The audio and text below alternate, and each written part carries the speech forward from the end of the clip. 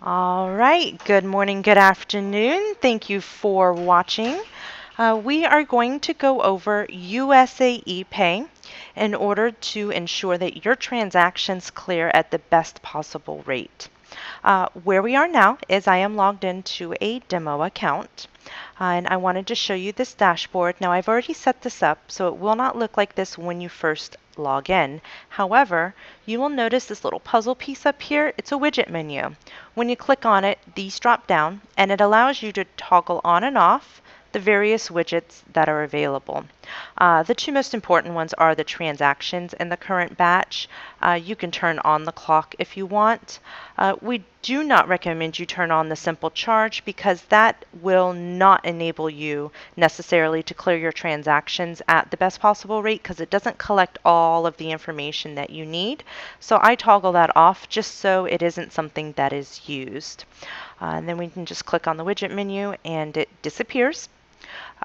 First thing that I do want to go over with you is the settings because we want to make sure that you configure the account to work for you and your business. So we are going to go through all of these various menus, but we're going to start here in settings so you know exactly what is available to you.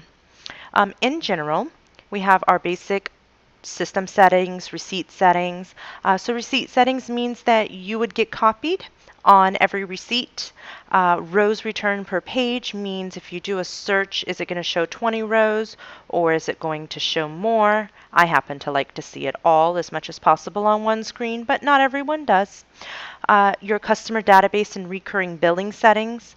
I do want to make a note that everything in this system is Pacific time. So you want to be very careful when you are setting any times that you accommodate for your time zone.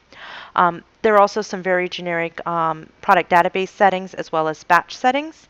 It is very important that you make sure you have some type of automatic batch set up. If this says none, it means that none of your transactions will batch and you will not receive funding for those transactions. There are various options available. By default, unless you specify a time to us when you send in your paperwork, it will be 24 hours after the first authorization is on the account. So 24 hours after the first live authorization, not 24 hours after the first transaction ever, because once you close out a batch, maybe you don't do a transaction for a couple of days, and that fresh transaction in that batch, that is what the counter is for. You can also specify email addresses for someone to receive the email confirmation of the batch. And if there is an error when the batch is being submitted, you can also indicate the same or a different email. Let's go ahead and go over to the merchant level settings. Merchant being you, which means you can fully customize the system for yourself. You can put a logo, optional of course. You can also fill out all of the information displayed here on the screen. This is information that your clients will see on invoices and receipts and communication from the system.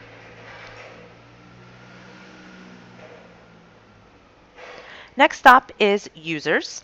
But before I head over to the users, I want to quickly take a look at roles because these two tie together. You can add a role which will allow you to set very specific permissions for each and every single one of your employees. So it is much easier to assign a role to someone to give them permissions than it is to assign individual permissions to everyone to make sure Sally and Jack both have the same. This is the best way to facilitate that. So those are just some of the options that are available. You notice that all of these options here are identical to what's over here. So if you needed to know, well, what does the product database mean, you could always just close out and go over to the product database and see exactly what it's all about before assigning those permissions. Users, same thing. This is where you would be able to add a user.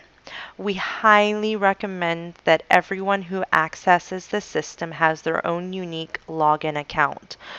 You want to make sure that no one has access to, other than your primary admin, to the master account, which is the information that you will receive once the account is set up.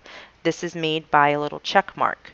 You can create additional master accounts, but it's not recommended that you provide a master account with full admin permissions to anyone who should not have access to set up new users and modify the settings in the system. All right, next up, we're going to go take a look at receipts. There are a lot of default template receipts available, which are mostly via email, although if you were doing card present, it would print out a receipt. These are highly customizable. This is something that can be done and taken at any time that you can go ahead and update those if you like. The defaults are perfect. It will automatically include your company information, and anything you might have put in the merchant section will be there, including your logo. Payment forms are if you send a invoice to a client, what they would specifically see when they come in to make a payment. You can use the default one, but if you wanted to customize it, you absolutely could customize what your specific client will see when they go to do the payment. There is no need to do that. The system works great outside of the box. API keys are valuable if you need to connect this to a third party, such as a shopping cart or a website or something of that nature. There are a lot of systems that are compatible that integrate USA ePay into them. Perhaps you do use one and perhaps you don't, but it is definitely an option so that you can go ahead and get data synced to and from other databases. Applications is just an extension of that. These are applications that have authorization to USA ePay, which will enable you to disable and enable all of those.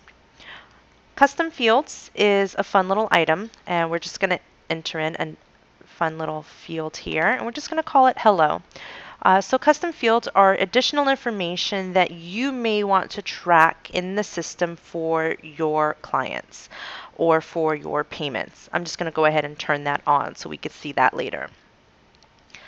Device Manager is very handy because you can receive and use swipers, which work on a mobile phone. There are also Bluetooth printers. There are a lot of different options available where you can take this from e-commerce. You could take it to trade shows. You can do it as card present as a retail store. The sky is the limit when it comes to this system, and it's very customizable for anything that you could potentially want to do.